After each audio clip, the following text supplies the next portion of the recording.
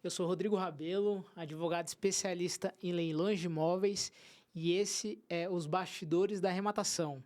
Aqui, a ideia não é conversar sobre teoria, é leilão na prática, onde nós podemos falar sobre o que dá certo e também aquilo que pode custar caro para quem não está preparado.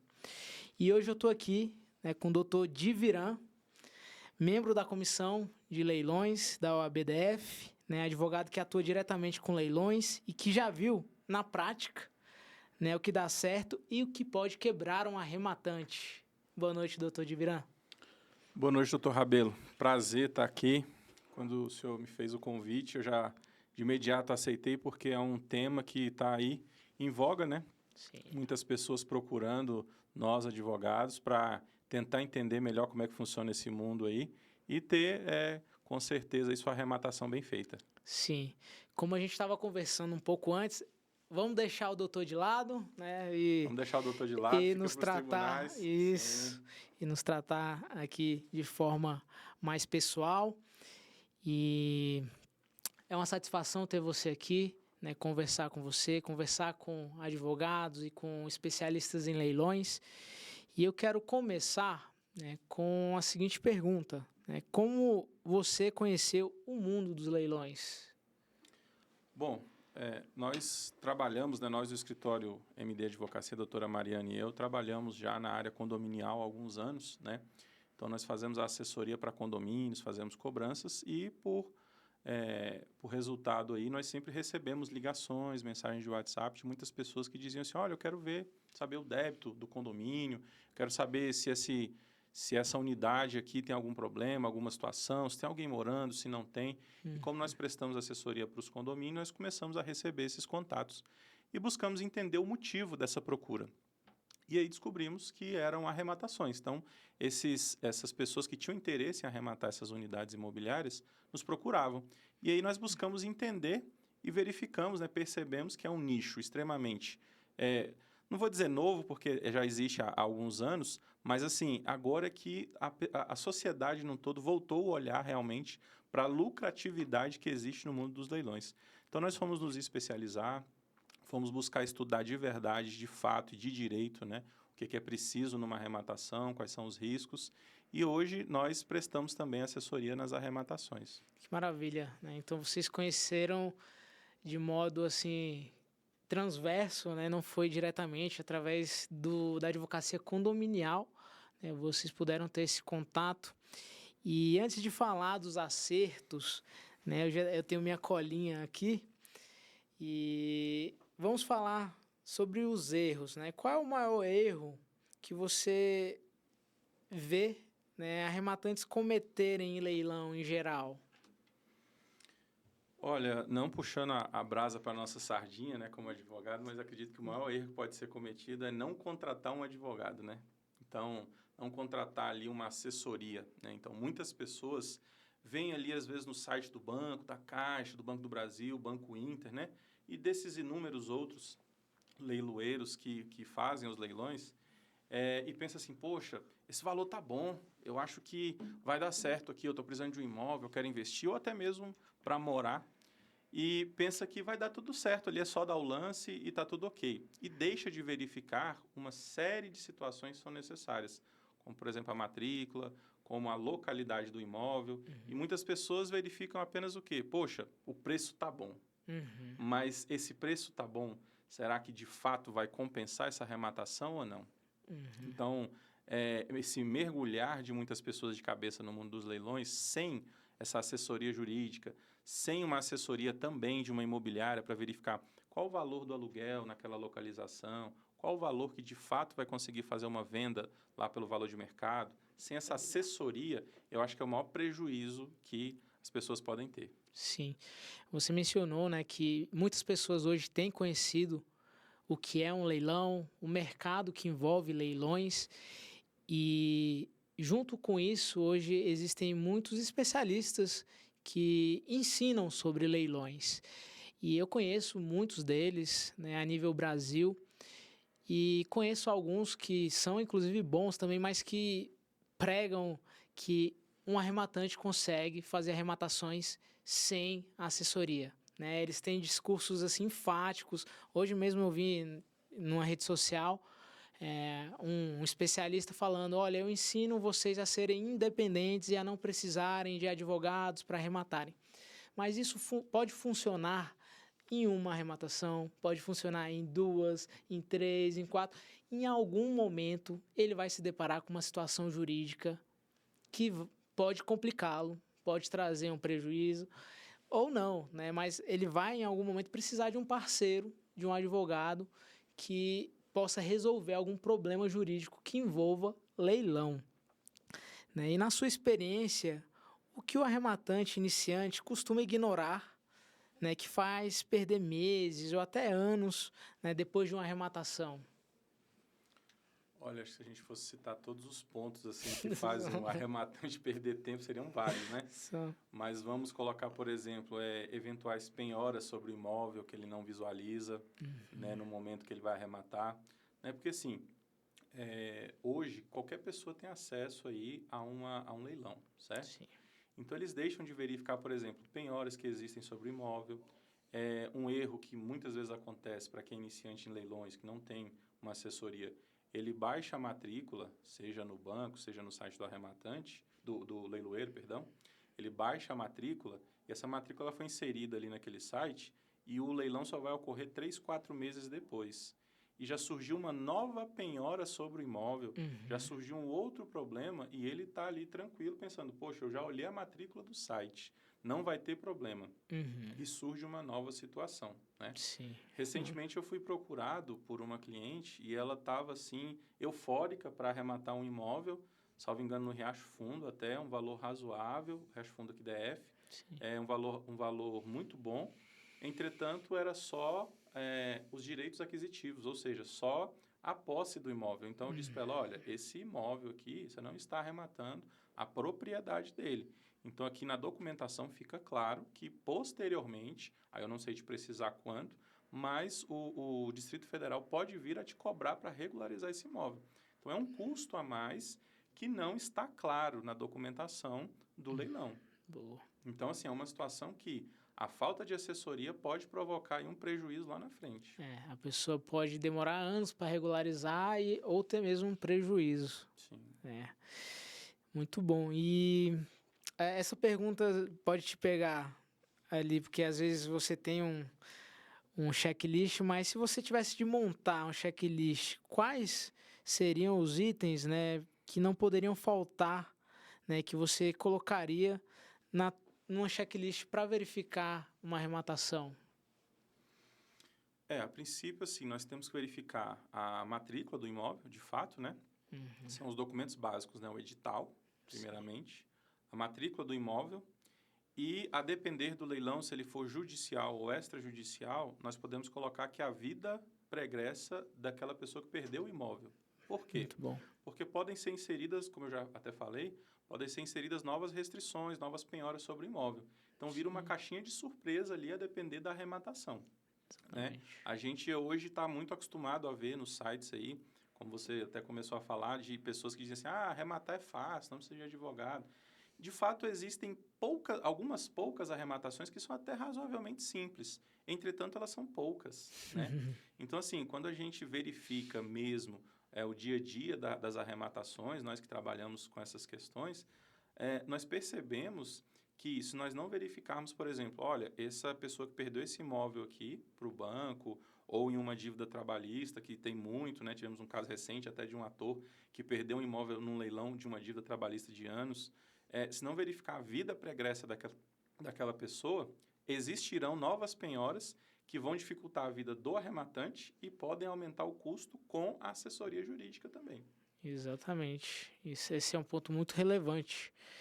E pegando esse gancho, eu queria te perguntar sobre algum caso emblemático, né, de leilão que deu muito certo, né? O que foi feito e o que foi feito, né? O que aconteceu para que esse caso desse muito certo, essa arrematação, esse leilão?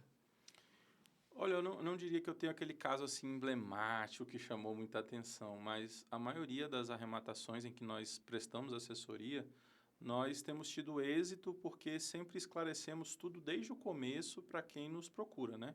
Para o nosso cliente, para o nosso contratante. Então, a gente sempre deixa claro todos os pontos ali que tem no edital, como valor, em relação aos lances, né? E um ponto importante que a gente também sempre deixa claro o valor de mercado, que a gente auxilia nessa pesquisa, e o valor máximo para ele dar de lance. Porque hoje em dia, como muitas pessoas têm ido para o mercado de leilões, a gente tem tido o seguinte problema, e ouvido isso muitas vezes. Imóveis que eram comprados a 50%, 60%, 65% do valor de mercado, hoje as pessoas estão pagando 90% do valor de mercado. Por quê? Ora porque não fazem essa análise criteriosa, ora porque ela vai comprar para morar. Então, ela não está muito preocupada com o desconto. Né? Então, assim, das arrematações que nós temos, a maioria delas, claro que não, infelizmente não é 100%, gostaria que fosse, mas a maioria delas, nós temos tido um êxito muito bom e trazido um retorno coerente em valores e tempo para cada cliente. Muito bom. Nessa questão do valor de mercado, vocês têm alguma parceria? Como é que você tem feito atualmente essa análise para os seus clientes?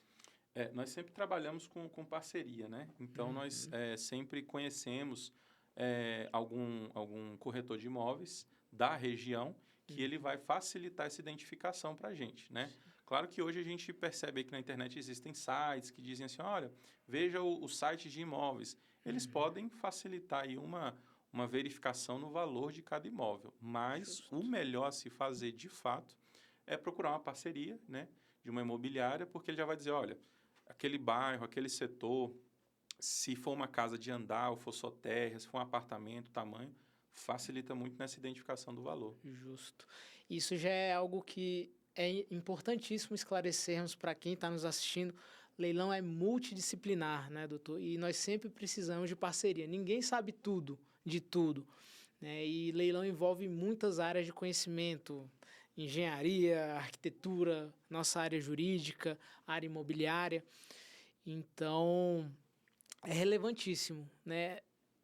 Deixarmos o ego ou qualquer presunção de lado e fazermos conexões, parcerias com diversos profissionais, né? Então, é muito interessante você mencionar, né, que tem parcerias que fazem essa avaliação, né? Porque isso é muito importante e é uma dor que eu imagino que os seus clientes também tenham, né? Às vezes de metrificar ou de mensurar o valor ali de um imóvel para poder fazer uma boa arrematação. E seguindo, queria saber se existe, né? Você disse que não existe um caso assim emblemático, mas os seus casos têm sido sólidos e têm trazido resultados. Agora, existe algum caso que parecia bom e, na verdade, era algo ruim, ou algo que já chegou para você como uma bomba armada, assim, e você teve que resolver algum problema? Eu vou te dar um exemplo de um apartamento que eu arrematei para investimento. Fui eu mesmo que arrematei. Eu estive no condomínio, verifiquei se alguém estava morando na unidade, tinha alguém morando na unidade, e essa pessoa me atendeu super tranquilo, né? Se apresentou até mesmo como uma pessoa que era um policial da reserva e de respeito, e falou, não, eu entendo, realmente, eu comprei o ágio desse apartamento, só que não foi feito o pagamento para a Caixa Econômica Federal, que era o banco que tinha financiado, e assim, como você ainda não arrematou, eu vou só aguardar. Quando você arrematar, você me avisa que eu saio daqui. Falei, tá tranquilo, então. Pensei assim, esse aqui mesmo que eu vou arrematar, porque assim, apesar de ter alguém morando, mas foi muito tranquilo, muito sincero. Depois que eu arrematei, que eu voltei lá, já não me atendia mais. Ele tinha passado o WhatsApp dele para mim, aí ele disse que tinha comprado o ágio, de repente não era mais o ágio, ele era inquilino. E aí me disse depois, uma vez ele me respondeu dizendo que eu tinha que falar era com o proprietário que tinha financiado. Enfim, o que eu pensei que ia ser bem tranquilo, na verdade, eu levei em torno de 9 meses até sair o mandado de emissão na posse forçado, porque o voluntário ele não cumpriu. E aí, quando saiu o mandado de emissão lá, para que o oficial de justiça fosse, se fosse necessário, até força policial, algo que eu pensei que era simples, levou 9 meses até eu entrar de fato na posse do imóvel. Justo. Mas nesse caso até é compreensível porque você fez as verificações necessárias, foi diligente, conversou, Sim. confiou na palavra da pessoa, que em geral, né? As pessoas são sinceras. Se ela vai resistir, ela fala. Se ela vai aceitar, em geral, elas falam. Mas esse caso, o ocupante, ele foi sorrateiro contigo. Exatamente. Né? E realmente foi algo que você não poderia prever, né? Mas muito interessante. E se alguém vai participar de um leilão, por exemplo, amanhã, quais são, assim, os possíveis alertas que você daria se a pessoa chegou para você, doutor? É aquele tipo de pessoa que viu que leilão era bom e chegou para você, doutor, eu vou participar de um leilão amanhã. O que você diria para ela, assim? Quais conselhos ou alertas você daria para ela? Olha, você me fez a mesma pergunta que a minha sogra me fez esses dias. Ela foi me fazer uma visita e aí, quando ela chegou lá, ela disse assim, olha, eu vi esse imóvel aqui, eu quero arrematar ele. Aí eu olhei a data, era no dia seguinte, de fato. Era em Taguatinga ali, DF também. E aí eu olhei para ela e falei, não, mas calma. Você olhou, verificou a documentação? Não, eu só achei bonita aqui as fotos que estão aqui. Esse tinha algumas fotos da área de lazer, né? Que o oficial que esteve lá, ele tirou fotos da área de lazer, da frente do prédio, falou, tá muito bonito. Eu falei, não, mas tem outras coisas que nós precisamos verificar. E tem um peguinha, tem uma pegadinha aí que eu percebo que as pessoas têm caído muito se não souber avaliar, que é o quê? As pessoas às vezes avaliam a localização, avaliam a documentação, mas às vezes não entram em contato com o síndico. Fala assim, não, eu vou investir. Ok. Só que a gente não tem aí um tempo exato, né? Do momento da arrematação até a venda ou locação. Então, existem algumas variáveis. E o que ocorre? Pode existir aí um aumento da taxa condominial, pode ter uma taxa extra, né? Às vezes tem um problema dentro daquele condomínio, certo? E que não se sabe de forma alguma, só teremos conhecimento a partir do momento que nos comunicarmos com o síndico, que ele vai dizer, olha, vai surgir uma taxa extra de R$500, R$600 no próximo mês, daqui 2 meses. E não temos como saber isso, porque isso não vai estar no edital. Isso não vai estar informado no site de leilões, o leiloeiro não faz a menor ideia, e isso é uma situação que é verificada em loco. Ou nós vamos verificar, ou pedimos para que algum parceiro, alguma assessoria de imobiliária também verifique. Porque isso é uma situação que se torna bem complicada depois para o arrematante, porque quando se faz o cálculo, você coloca, olha, o valor do condomínio é esse, eu vou levar em torno aí de 4 a 6 meses, mais ou menos, até 8 meses para fazer uma venda, ou então já vou alugar de imediato. Só que se tem um aumento, né, da taxa de condomínio, seja a taxa ordinária ou taxa extra, pode se tornar ali um prejuízo ali depois, né? Sim. Nós temos exemplos de taxas de condomínio, por exemplo, em Águas Claras, que era em torno de R$800, R$900, e teve taxa extra durante 6 meses de R$1.000. Então, há uma diferença ali substancial. Sim. Né, que pode trazer um prejuízo nessa arrematação. Então, isso é uma situação que nós também verificamos, por quê? Para que a pessoa depois não fique desgostosa com a arrematação que fez. Às vezes é até mesmo para morar e fala, poxa, o que eu pensei que seria meu sonho, que é a realização de um sonho, pagando um valor um pouco mais em conta, na verdade se tornou um prejuízo que eu não sei nem como pagar essa taxa de condomínio aqui, ou enfim, outros problemas que podem surgir fisicamente no imóvel. Que interessante, que incrível. Eu imagino que essa tua perspectiva seja especialmente porque você também é especialista em direito condominial. Porque eu confesso que eu tenho sim a conduta de entrar em contato com o síndico, mas com outro viés, um outro objetivo é de torná-lo ciente da arrematação, ele já vai estar ciente, mas também fazer com que ele se torne um aliado, né, um aliado nosso no sentido ali de comunicar o ocupante, de desocupar o imóvel, mas eu não pensava nesse quesito de, às vezes, ser surpreendido, né, com uma taxa extra, alguma eventualidade ali que só o síndico conhece, né, na realidade. Achei muito interessante. E vou anotar isso aqui para poder ter na perspectiva dos meus clientes e das minhas arrematações também. Achei incrível essa dica. E vamos lá. Na prática, o que faz o arrematante ganhar tempo, na sua perspectiva, depois da arrematação? Escolher melhor o imóvel ou agir juridicamente adequadamente depois? O que você acha que é melhor para o arrematante? Olha, eu acho que essa pergunta aí, ela A resposta dela é um pouco complicada, porque são duas situações que têm que ser bem analisadas, né? Às vezes nós encontramos um imóvel que pode ser um imóvel dos sonhos para moradia, ou um imóvel extremamente rentável, né? A gente pode alugar ele ali de imediato. Às vezes não precisa de nenhuma reforma, só uma pintura ali, né? Só o básico, realmente uma reforma. Só que ele pode ter vários problemas judiciais, né?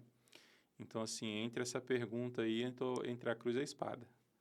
Então, é uma situação que, de verdade, nós precisamos analisar esses dois pontos, né? Porque, como diz o ditado, se eu tampar a cabeça, eu vou descobrir os pés, né? Justo. Então, se eu analiso somente o imóvel e deixo a questão jurídica de lado, eu posso ter um problema, ou gerar um problema para o meu cliente. E se eu fizer o inverso também, né?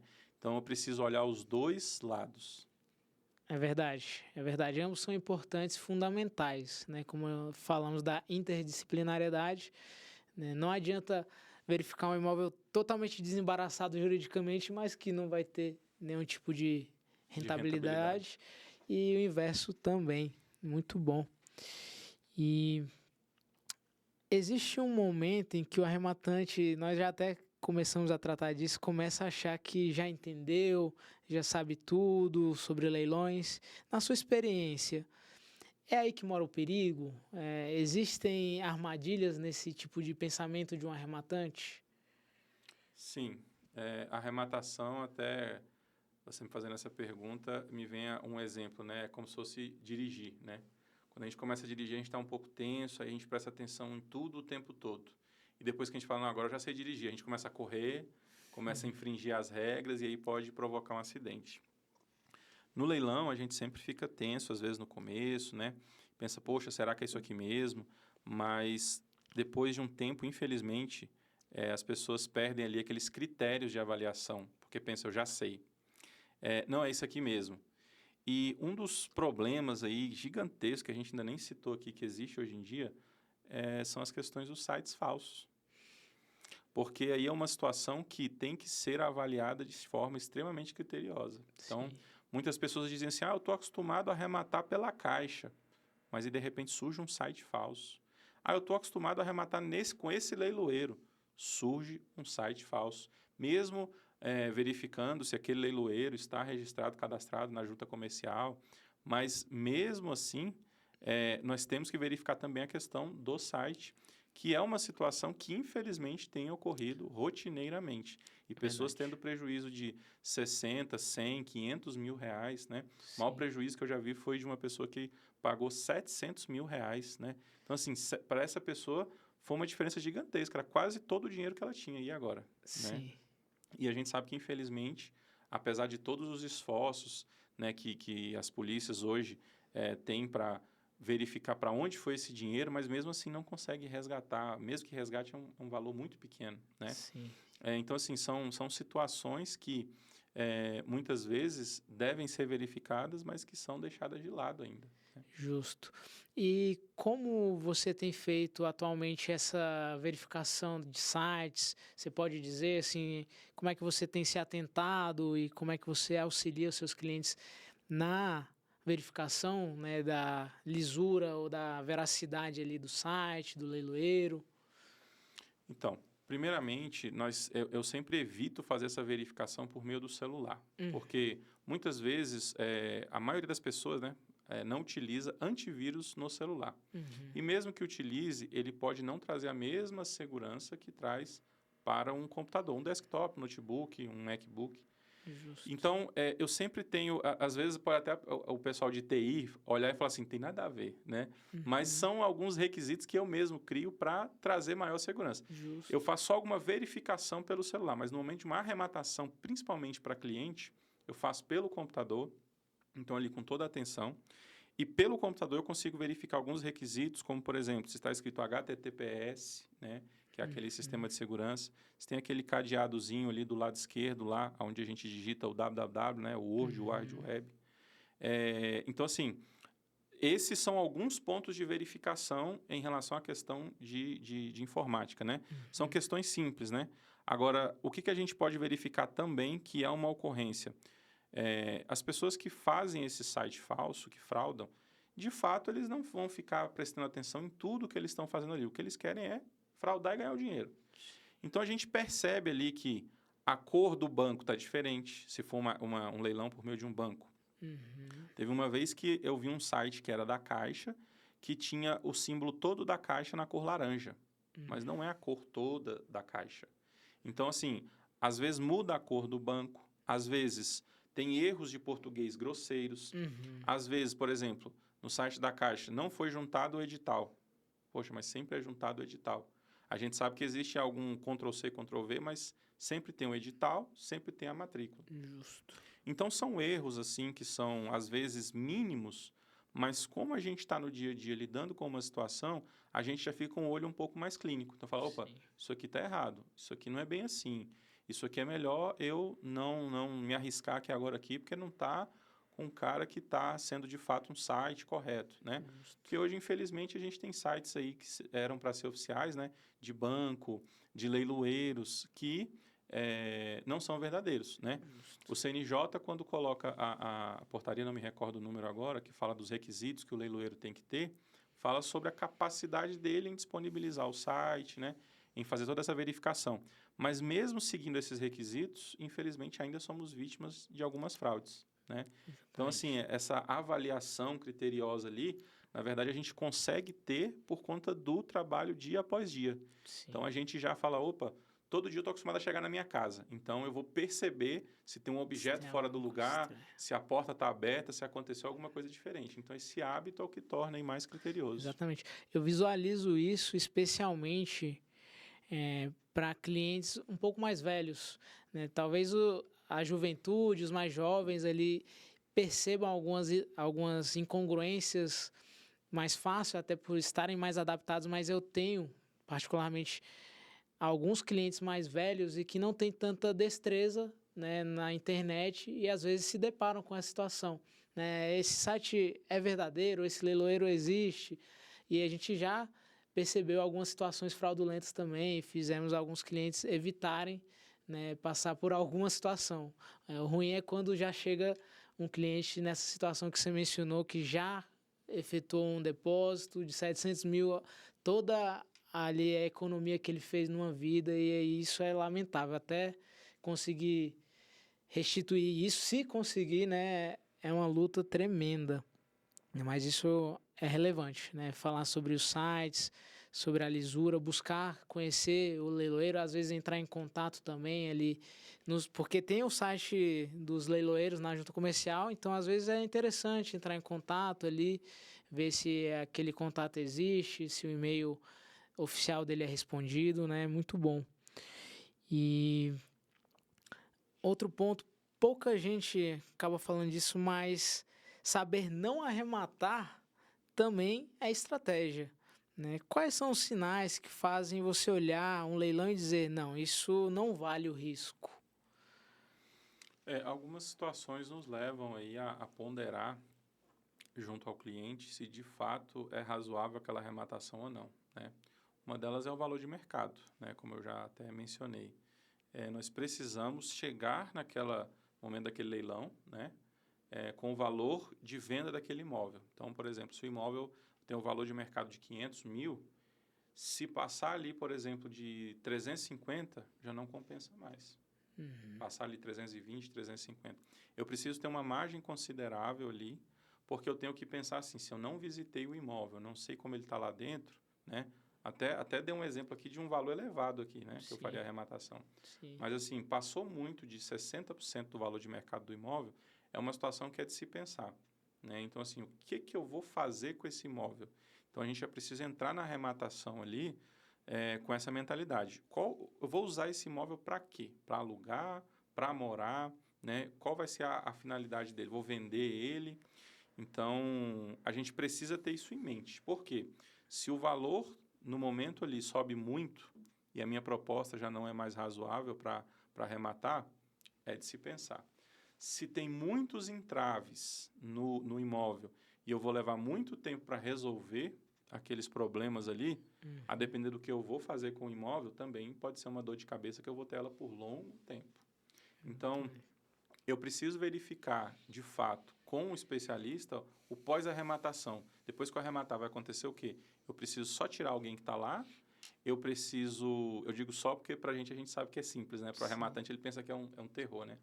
Mas eu só preciso tirar a pessoa que está lá, ou eu vou ter que fazer uma reforma monstruosa, ou a localidade ali eu não vou conseguir vender ou alugar. Então, assim, quais são os riscos de fato após? Porque eu preciso colocar isso na balança, né? Uma curiosidade, nós temos condomínios no entorno do DF e tem alguns condomínios que são excelentes, mas tem alguns condomínios que passam por problemas estruturais que estão ainda em negociação com a construtora. E aí, quando alguém me liga e diz assim, olha, eu tenho uma unidade para arrematar. Tem unidade, às vezes, que foi entregue tem 6 meses, já vai para leilão, infelizmente, né? Ou felizmente, né? Para a gente também. E aí, o que acontece? Eu digo, olha, já olhou outros imóveis da região? E aí, eu narro os problemas que estão acontecendo. Olha, não essa unidade específica, mas todo o condomínio está sofrendo com isso, isso e isso. E passo ali um feedback do que está acontecendo no condomínio. A pessoa fala, não sabia disso, bom saber. Porque quando tomar posse do imóvel, provavelmente vai ter uma dificuldade para vender. Então, essa forma de conhecer o imóvel, mesmo que sem adentrar, é importante. A gente sempre tem que conhecer esses caminhos, que acaba que a gente volta um pouco para o network, né? Então, para conhecer pessoas da área ali de imobiliária, de conhecer pessoas próximas ali na região, né? Isso facilita muito, né? Querendo ou não, hoje a tecnologia nos permite arrematar à distância, reconheço. Sim. Mas ainda é de bom tom que você contrate alguém ou se tiver algum conhecido, algum familiar, fala assim, passa lá naquele bairro, próximo naquele endereço, dá uma olhada para mim, tira umas fotos para ver como é que está hoje a situação daquele imóvel, para ver se de fato eu não estou comprando uma bomba. Sim, com certeza. Isso aí me lembra 4 casos que eu tenho no escritório, falando um pouco sobre a possibilidade de arrematar em qualquer lugar, né, pela nossa facilidade, pela facilidade que existe hoje. E os imóveis da Caixa no Rio de Janeiro, tem um tempo que eu não olho, mas há tempos atrás tinham descontos absurdos. E eu tenho diversos clientes que arremataram imóveis no Rio sem saber o que estavam arrematando, né? Sem fazer uma verificação do local, sem saber realmente. Alguns até sabiam, mas a maioria não. E pasme, né? Nós tentamos ali negociar a desocupação, né? A desocupação negociada não deu certo, e ajuizamos a ação de omissão na posse. Conseguimos a tutela, no papel, no judiciário, tudo bonitinho. O oficial de justiça vai cumprir, aí ele retorna com um mandado negativo e fala, olha, fui na comunidade, pedi autorização e não deixaram eu entrar. Aí, beleza. Aí ele devolve o mandado, pedimos para o juiz, olha, juiz, então vamos pedir reforço policial.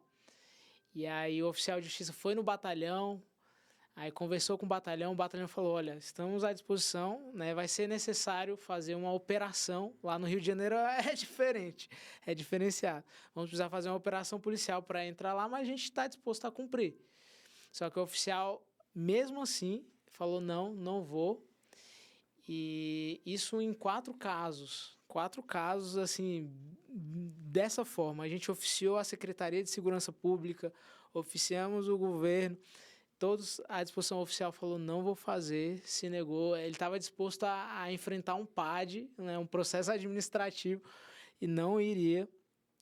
E a gente até hoje não conseguiu cumprir esses mandados. Ou seja, o Estado não consegue dar uma resposta nesse caso, no caso peculiar do Rio. É só um caso assim, fora da casinha, que é muito peculiar para mostrar que existem coisas que não valem o risco e elas vão depender justamente da análise, né, de um profissional, de um parceiro, de alguém no local, né? A gente precisa ter conhecimento, a gente precisa avaliar, eu não sei qual é a realidade do Rio, não sei qual é a realidade do Mato Grosso do Sul, então a gente precisa conversar, né, com profissionais que estão ali para entender e, se for o caso, né, fazer essa arrematação, né? Mas no início é sempre melhor, né, fazer algo em casa, né, onde a gente conhece a realidade, né? Então, realmente é importante evitar algumas situações. E se você tivesse que escolher analisar profundamente um processo, se você tivesse que escolher analisar profundamente o imóvel ou profundamente o processo, qual dos dois protege mais o arrematante na sua visão? Por quê? Se estiver assim, tendo que escolher entre os dois, sabendo que os dois são importantes. Eu vou trazer um caso concreto. Entre os dois, eu prefiro verificar bem os dois, né? Maravilha. Mas, assim, se eu for arrematar uma casa, não for apartamento, eu entendo que eu estou arrematando a casa e, consequentemente, o terreno, certo? Então, se eu tiver algum problema na construção daquela casa, o arrematante consegue reverter depois. Claro, ele vai ter algum prejuízo, mas ele não perde, certo? Então, ali eu verifico plenamente a questão jurídica. Mas se for um apartamento, não tem como. Eu tenho que analisar muito bem os dois, né? Falei esse caso aqui, até lembrei de uma situação que eu vi no Rio Grande do Sul, que tinha sido levado a leilão a construção de um imóvel, mas não o imóvel, o terreno. E foi um leilão judicial, né? Então, no leilão judicial, essa é uma situação que nós temos que avaliar também, né? Sim. O edital foi mal elaborado, né? Existe algum outro vício dentro daquele imóvel, né? Então, assim, respondendo pontualmente, se for uma casa, eu dou uma importância muito grande para avaliar a questão jurídica.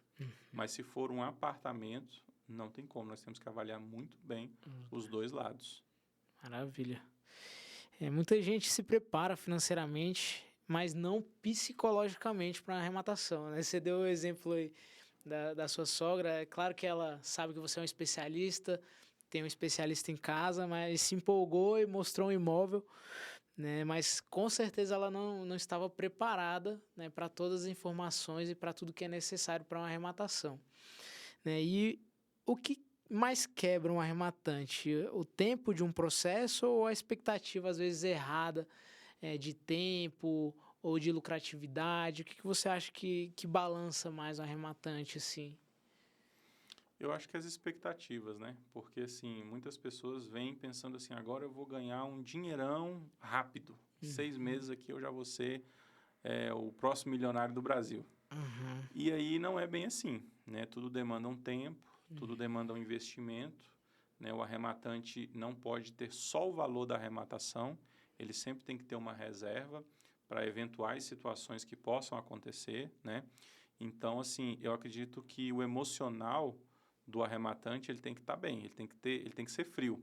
Sim. Porque se ele vier muito emocionado, ele pode se frustrar. Sim. Seja com o tempo que pode levar para retirar alguém que está residindo lá ainda no imóvel, seja por conta de uma reforma que ele tem que fazer, né? Porque a gente pode entrar e ter só pequenos danos ali na pintura, mas tem apartamento que o pessoal leva todos os chuveiros, todas as torneiras, todas as lâmpadas, arranca pia, arranca pedra, leva tudo. Sim. Então, literalmente, ele depena o apartamento, falta quase levar a janela e as portas. Sim. Então, são situações que a gente pensa assim, o que é que eu vou encontrar lá? Não sei. Então, assim, essa emoção que muitas pessoas criam na hora da arrematação é muito complicado, né? Não só do lance ali do valor, mas de pensar assim, poxa, é agora, vai dar certo, tem que ser positivo, mas tem que ter um pé no chão também, porque senão pode trazer um prejuízo aí. Com certeza. Eu já me deparei com muitos arrematantes, né, muitos clientes, alguns não chegaram a ser clientes, mas que conheceram o mundo dos leilões, fizeram algum curso, e alguns cursos, infelizmente, eles geram expectativas equivocadas no arrematante, né? Por exemplo, existe um mito, né, que é propagado em alguns cursos de que a cada 10 negociações de uma ocupação você retira 9 amigavelmente. Eu lido com desocupações diariamente, negocio imóveis próprios de clientes ao longo aí de 8 anos. E eu te confesso que eu nunca cheguei nesse número. Por mais esforço que eu fizesse, eu nunca consegui desocupar 9 em cada 10 amigavelmente. Infelizmente, eu gostaria de ter esse número, né? Mas é só para exemplificar uma das expectativas que, às vezes, o arrematante cria, né? Outra expectativa não sei se já abordaram, já conversaram com você algum cliente, alguém? Ah, doutor, a gente consegue tirar a pessoa em 3 meses, né? Em 2 meses, em um mês. Alguém, você já teve alguma experiência nesse sentido, né? Já. De te abordarem e falar, e o que geralmente você fala para a pessoa? Eu já tive perguntas e às vezes muitas pessoas já chegam com a resposta pronta, né, também. A pessoa só vem especular. E eu já ouvi nos dois sentidos, né? Tanto, não, eu vi falar na internet que dá para tirar em 2 meses, 3 meses. E já ouvi também, vou comprar uma casa com a pessoa lá. A pessoa não sai de lá nunca. Capaz que ela vai arrebentar a casa inteira, derrubar tudo e eu não pego a casa para mim. Então eu Justo. já ouvi os dois lados aí de reclamações, né? Sim, os dois extremos, né? E sim, é importante estar preparado. Esse é só um exemplo, um momento que é muito importante a pessoa estar preparada, porque eu já vi desocupações que ocorreram em 3 dias, né? A pessoa estava pronta para sair, né? Então o imóvel foi arrematado e deu tudo certo uma semana, mas existem casos que infelizmente algumas coisas podem dar errado, né, isso se estender. E é importante a pessoa ter paciência, é importante como investidores a pessoa não colocar todos os ovos dela, todas as economias num investimento, né? Isso é muito relevante. Eu acho que acaba sendo negligenciado por alguns influenciadores hoje, pessoas que falam sobre isso, né? Porque a partir do momento que nós colocamos todo o investimento de uma vida numa arrematação, a gente vai criar muita expectativa naquilo, né? A gente vai ter muita agonia em ver aquilo se resolver, né? Então, apesar de não ser o nosso ponto no quesito jurídico, né, é muito importante que o arrematante tenha essa consciência e que nós também, como profissionais, possamos conversar e divulgar essa consciência para os nossos clientes. E creio que a gente está chegando ao fim. Eu tenho mais uma pergunta aqui, doutor. A gente não tira o doutor, né? É sempre o protocolo, mas, enfim. Depois de tudo que você já viu e viveu, qual é o erro que você jamais cometeria como arrematante ou que você já viu um cliente cometer que você, ao poder auxiliar um cliente, você fala, ele não vai cometer esse erro aqui, porque eu vou garantir que isso aqui não ocorra. Olha, eu acho que é deixar de avaliar se esse cliente, né, estiver comigo, estiver sendo assessorado aí pelo nosso escritório, eu acredito que deixar de avaliar o local, né? Porque, sim, isso pode trazer uma dor de cabeça muito grande depois, de uma série de fatores, né? Seja para moradia, seja para locação, seja para venda, né?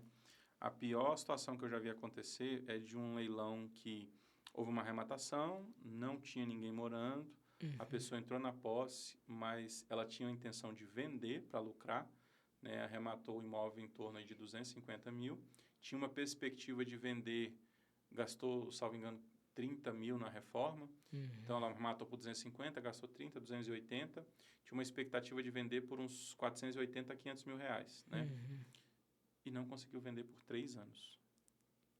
Então, assim, 3 anos o imóvel ficou lá parado, literalmente imobilizado, porque não alugou, foi no sentido literal da palavra. Não alugou, então não tinha retorno, pagava taxa de condomínio, né? Não conseguiu vender, então virou um elefante branco, aquilo ali. Então, assim, realmente, deixar de avaliar a localização do imóvel é algo complicado, porque, como a gente até comentou aqui já, só crescer o olho, poxa, tá barato, o valor tá baixo, não tem ninguém morando, ok, mas você vai conseguir vender? Vai satisfazer o seu investimento de fato ou não, né? Porque se não satisfazer, investe o dinheiro em outra coisa, Sim. né? Procure outra arrematação, né? Uma que seja melhor, às vezes um valor um pouquinho mais alto, mas vai girar o dinheiro mais rápido, né? A gente tem que entender como é que está o mercado hoje e, de fato, hoje esses investidores, aí, essas pessoas que compravam imóvel, às vezes, mais rápido, estão colocando um veículo na troca, estão colocando um financiamento. Então, assim, como é que está o mercado imobiliário? O momento está bom para eu, de fato, vender ou não? Então, assim, por isso, né, que a gente precisa aí de outros olhares também, como da imobiliária, né? Porque senão eu perco tempo ali, eu perco dinheiro, né? Por mais que o imóvel está lá, eu não perdi o dinheiro, mas se eu entendi que eu teria um retorno de 200 mil ali em 8 meses, porque não tinha ninguém morando, eu já entrei na posse do imóvel logo após a arrematação, aquilo se tornou 3 anos. Então, assim, o lucro não foi o mesmo e o imóvel não rendeu. Então, assim, acho que mesmo estando assessorado por um bom jurídico, um bom escritório, um advogado da confiança, mas é necessário avaliar a localização do imóvel também. Perfeito. Você pode não ter nenhum entrave, mas demorar muito para vender. Perfeito. Inclusive, eu imagino, né? Se essa pessoa não tivesse preparada para arcar com esses débitos de condomínio e IPTU durante esses 3 anos, ela perderia o imóvel num leilão, né? Ela poderia ser Com vítima da própria arma que ela utilizou ali para adquirir o imóvel, né? E eu acredito que deva acontecer casos assim, né? Eu já, na verdade, vi um caso de... Eu não vou divulgar o nome, isso foi em 2021. Um parente de um grande influenciador e de um grande mentor de cursos de leilões, não sei se foi esse mentor que comprou, mas enfim, foi um parente dele, fez o financiamento do imóvel, comprou e perdeu o imóvel no leilão da Caixa, né? Ela comprou através de leilão da Caixa e perdeu, né? O motivo eu não sei, eu realmente não entrei nesse nível de detalhe, mas é curioso ver que até pessoas, às vezes, que arrematam, né, podem, se não estiverem preparadas, perder um imóvel num leilão. Doutor, o papo tá maravilhoso, mas eu não quero estender, o doutor tem horário. Eu só quero deixar aberto aí para as considerações finais, caso o doutor também queira divulgar suas redes sociais, né? Tá aberto aí para você. Eu que agradeço pelo convite, por essa oportunidade, bater esse papo aqui, conhecendo o doutor hoje, né? Sim. Conhecendo o doutor Rabelo aqui, um prazer estar aqui. É muito bom falar sobre leilões, é um investimento que é palpável, né? Que cada dia mais é um mercado que vai se aquecer, né? Seja por oscilações financeiras do próprio país ou não, porque a gente sabe que isso também influencia. Sim. Mas estamos aqui o tempo todo para auxiliar, né? A gente sabe que é um investimento que pode sair caro, né? Se não for bem analisado, né? Sim. Então, sempre digo a todos, procurem um advogado da sua confiança, né? Não vão se aventurar, porque leilão é muito bom, pode ser muito rentável, mas se não for bem feito, pode ser muito perigoso. Pode ser muito Tá? perigoso, sim. Então, sempre sigam o Dr. Rabelo, sigam MD Advocacia, Mariane de Viran, Maravilha. Advocacia e Assessoria Jurídica. Estamos aqui para auxiliar da melhor forma possível. Maravilha. Complementando o que você disse, leilão é problema, né? Ele é altamente rentável porque é problema, né? Que nós somos especializados em resolver, né? Então, é importante, é fundamental você se cercar, fazer conexões como eu e o doutor estamos fazendo, até mesmo entre parceiros, porque hoje aprendi bastante contigo, né? Posso dizer assim que foi enriquecedor, né? A questão do condomínio que você mencionou, para mim foi assim, explodiu minha mente, né? Eu nunca tinha visualizado isso, né? Essa possibilidade de ter que arcar às vezes com mais condomínio, com a taxa ali com 50%, 60% a mais de condomínio durante um período de 3, 6 meses, que vai fazer diferença, né? Então, todos os outros detalhes que você trouxe, e isso foi enriquecedor, tá? E esse podcast ele existe para mostrar isso, né? Para mostrar que leilão não é sorte, leilão é método, é leitura de risco e também decisão consciente, né? Quem quer arrematar com segurança precisa entender esses bastidores e essa é a nossa missão, tá? Então, até a próxima, pessoal.